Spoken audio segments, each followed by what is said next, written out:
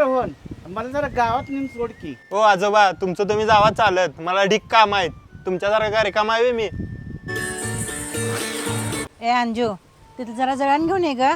पाणी ठेवायचं सकाळपर्यंत चुलीवर, गॅस संपलाय. ए आई, दिवसभर तुला काय काम असते का? मला सांगायला असते जळण आणि फेण आणायला. तुझं तू करत जा की तुझी कामं. मला सांगते इथं कामं करायला. बाळा जरा पाणी आण प्यायला. तुमचं तुम्ही घेऊन प्या की. तुम्हाला काय हात नाही काय? दिसलं की नुसता काम सांगताय. मीच दिसतोय काय काम सांगाय?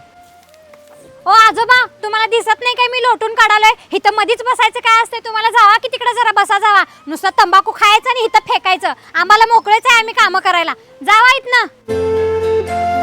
अगे अंजे, लाज वाटते का तुला? आईला ना आजोबाला उलट बोलतेस. ए भाड्या, तुला काय कळतंय की नाही? बघल तेव्हा दोघं पण तुम्ही उलट बोलत असताय. बाग याला पळून आईनं ना आजोबानं रक्ताचं पाणी करून तुम्हाला शिकवलंय की. 4 पुस्तकं वाचला म्हणून काय दोघं शाने झालायचा का? एक गोष्ट लक्षात ठेवा, म्हातारी माणसं घराची शोभा असतात. मॅडम, बरं झालं बघा तुम्ही बोललासा पोरासने. जरा पण ऐकत नाही ते. नुसतं उलट बोलते ते. मला बोलते ते, मामंजीला बोलते ते.